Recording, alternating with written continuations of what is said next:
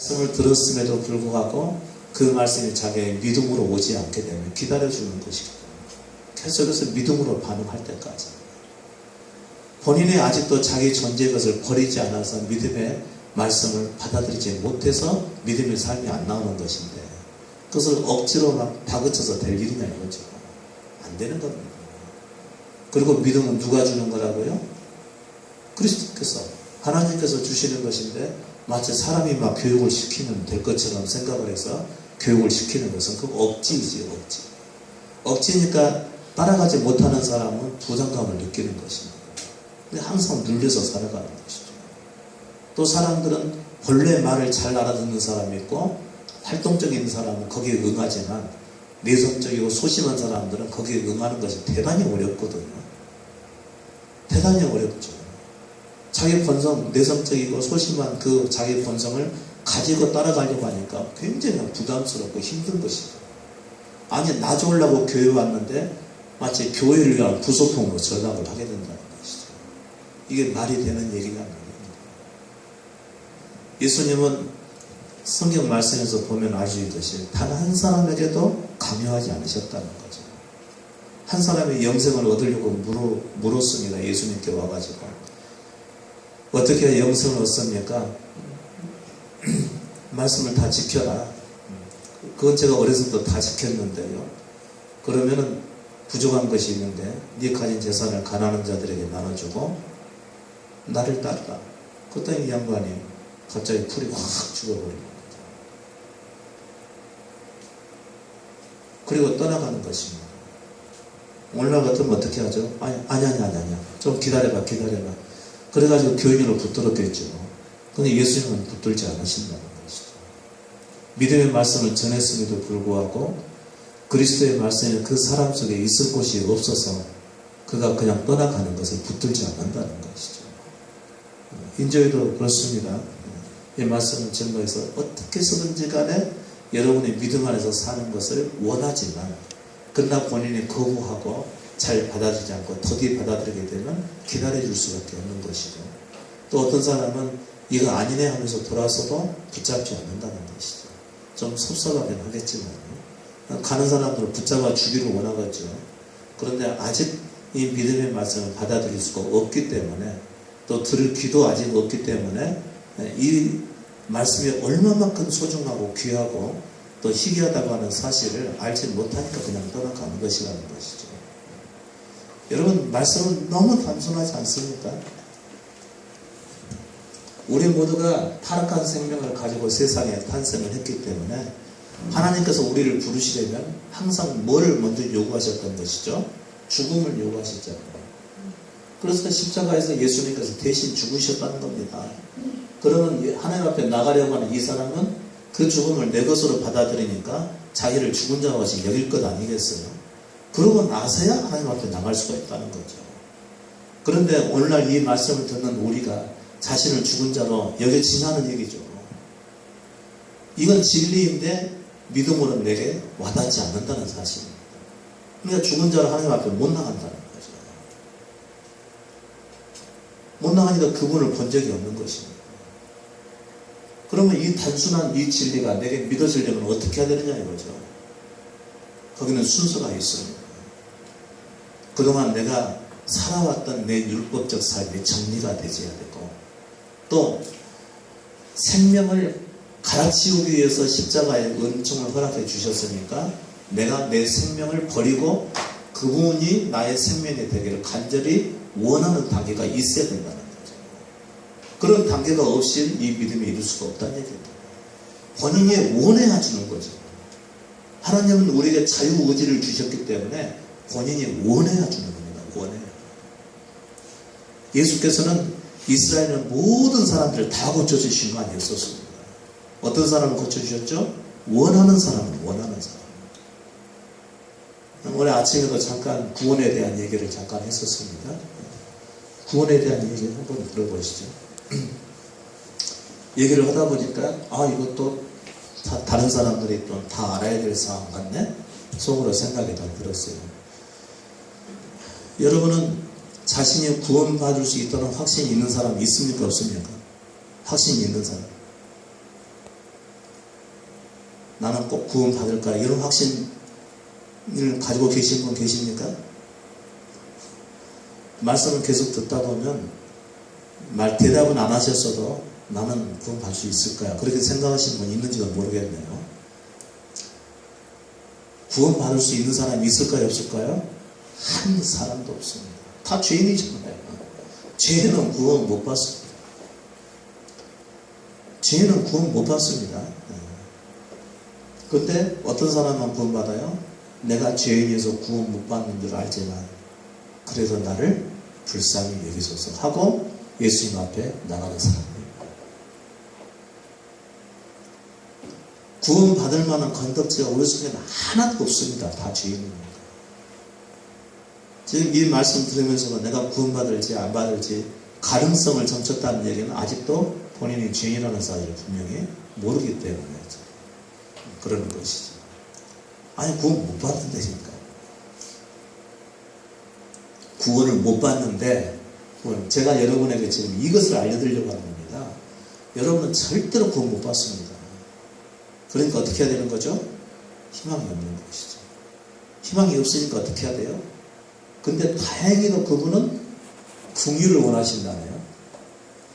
불쌍히 여겨주시기를 원한다는 것이죠. 다행히도 이게 유일한 길입니다.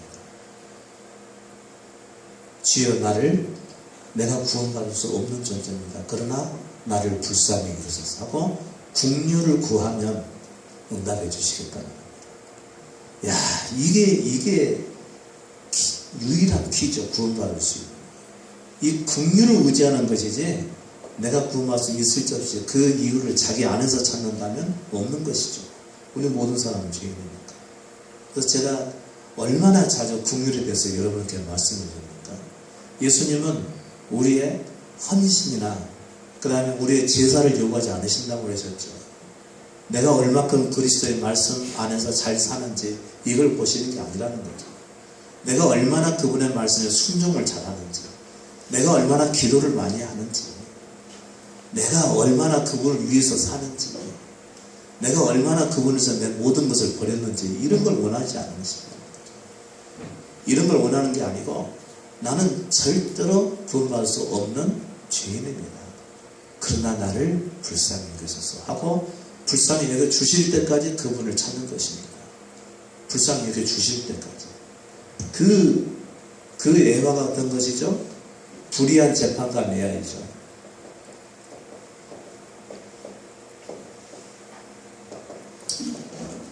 한 과부 여인이 불의한 재판관에게 자주 가서 나의 원한을 풀어달라고 그렇게 하죠. 언제까지요? 풀어줄 때까지. 자, 그러면 이와 같이 하나님께서 오래 참으시겠느냐? 예수님께서 말씀하셨습니다. 내가 올 때까지 믿음을 보겠느냐? 할 정도로 자신이 구원받지 못한다는 사실을 인식을 하고 그 나의 원한을 풀어주소서라고 계속해서 그리스도 앞에 나가서 나를 불쌍히 여기소서라고 그걸 구원 받을 때까지 구할 수 있는 사람이 얼마나 되겠느냐는 얘기입니다. 얼마나 되겠느냐. 대부분이 다 몇 번 구하다가 말아버리는 것은 뭐 때문일까요? 살아날 의지가 적기 때문이라는 거죠. 살고 싶은 의지가 적어서. 그래서 끝까지 구하지 않는다는 것입니다. 그러나 긍휼에 풍성하신 그분은 우리에게 주시려고 예비하고 계시죠. 네가 스스로 구원을 받을 수 없다는 사실을 알고 그러나 나는 죽을 수가 없는 문제고 살아나고 싶으니까 계속 주여 나를 불쌍히 여기소서 주여 나를 구원하소서. 그리고 온 마음이 그분에게 향하는 것입니다. 만일 그렇게 했다가 주님 내가 이렇게 하면 주님이 기뻐하시겠지 이런 마음을 품었다 그러면 어떻게 되죠? 그것은 낙제입니다. 궁의를 의지하는 게 아니라 제사를 의지하는 거지 않습니까? 내가 이렇게 했으니까 그분께서 나를 불쌍히 여기셔서 구원을 주시겠지 이렇게 하면 그는 행위를 의존하는 것입니다. 오직 긍휼만 의존하는 겁니다. 주여 나는 내 모습이 이러네요. 그래서 저는 여러분에게 계속해서 여러분의 자신의 모습을 비춰드리는 것입니다. 여러분은 형편없는 존재라고 가치 없는 존재라고 결코 하나님 앞에 설 수 없는 죄인이라는 사실을 계속해서 인식시켜 드려서 여러분이 나는 안 되는구나 그러니까 그분 앞에 나가서 불쌍히 여겨달라고 긍휼을 구하게끔 만들어가는 것이라는 거죠. 그게 말씀의 힘이라는 것이죠. 그러면 교회는 뭐냐? 사람들에게 있는 본래의 모습을 밝혀주는 것입니다. 예수 그리스도의 말씀은 우리에게 빛이 되기 때문에 이 빛은 우리에게 희망을 주는 빛이 아니라 우리가 도무지 희망을 걸 수 없는 존재라는 사실을 보고 깨닫게 하는 것입니다. 죄인이라는 사실을 알게 하는 빛이죠. 나는 주님 앞에 감히 나가서 이렇게 해달라 저렇게 해달라 말할 수 없는 존재구나라는 사실을 빛된 말씀을 통해서 깨닫게 하는 것입니다. 내가 그동안에는 이거 해달라 저거 해달라 이거 주세요 이거 주세요 기도라도 열심히 했었는데 이 복음의 말씀을 계속 듣다 보면은 기도가 살아나요 죽어요 여러분? 기도가 죽어버립니다. 할 수가 없어요. 내가 죄인이 어떻게 그런 말을 해요. 여러분 두 분이서 사시다가 한 사람이 정말 이것은 엄청난 용서받지 못할 죄를 지었을 때 그 사람 앞에 나가서 용서받고 싶으면 어떻게 합니까? 죽는 자의 심정으로 나가서 정말 내가 미안하네 날 용서해 줄게 이렇게 나가는 것이 정상 아니겠습니까? 그러기를 원하신다는 것이죠. 그런데 사람들은 자기의 존재를 아직 못 봤기 때문에 뭔가 내가 떡 한 덩이 가져왔는데 이거 먹고 나 좀 용서해 주려나 이렇게 되면 아주 모욕하는 것이라는 얘기죠. 내가 저기 어디 가서 놀러 가서 보니까 자네가 먹으면 딱 좋을 만한 거 내가 사왔는데 이거 먹고 내 잘못 좀 용서해 주려나 그러면은 그 사람은 오히려 화를 내버릴 것 아니겠습니까? 도대체 당신이 잘못한 크기가 얼마나 크고 도무지 용서받을 수 없는 짓을 행하고 어떻게 그 조그만 거 들고 와서 나에게 내 죄를 용서해달라고 감히 그런 소리를 했었냐. 그러면서 오히려 그를 책망할 것 아니겠습니까? 여러분이 조금이라도 자신의 행위를 의지해서 그분 앞에 나가려고 한다. 그것은 절대로 건도할 수가 없는 생각. 그래서 그리스도의 말씀은 우리에게 아무런 희망이 없다는 사실을 밝혀주는 말씀들입니다. 그래서 여러분을 죄인 되게 만들어버리는 것이죠. 그러면 오늘날 교회는 사람들을 죄인 되게 만들어요. 죄인이라는 사실을 알고 있는데 죄인이 아니고 의인이라고 하는 것을 자꾸 깨닫게 만듭니까? 대답 좀 해보세요. 오늘날의 교회는 사람들 죄인이라는 사실을 인식을 시켜요. 안 그러면 의인이라는 사실을 인식시켜요. 의인이라고 얘기하고 의인에 합당한 삶을 자꾸 요구하는 것입니다. 그러니까 되지도 않았는데 이미 된 것처럼 쇠뇌를 시켜서 거기에 맞는 삶을 요구하는 것이죠. 그리고 해가 바뀌게 되면 달라고 하지도 않았던 직분을 주어가지고 그 직분에 맞게끔 살아가게 만든다는 거예요.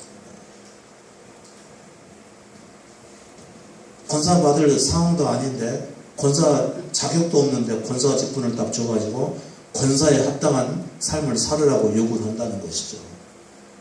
이번에 우리 교회 큰 행사를 하고 있으니까 권사님들 얼마씩 내시고 장로님들 얼마씩 내시고 뭐 그렇게 하는 거죠.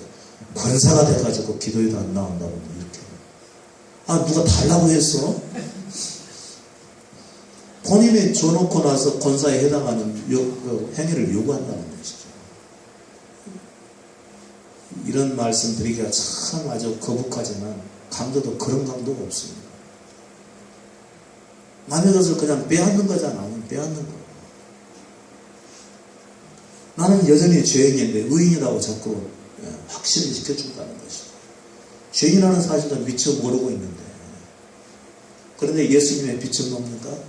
여러분 대낮에 이런 공간에 어두운 공간에 빛이 환하게 비치면 우리가 지금 볼 때는 공중에 아무런 먼지 하나도 없는 것처럼 보이지만 해가 비치면 얼마나 많은 먼지가 보입니까?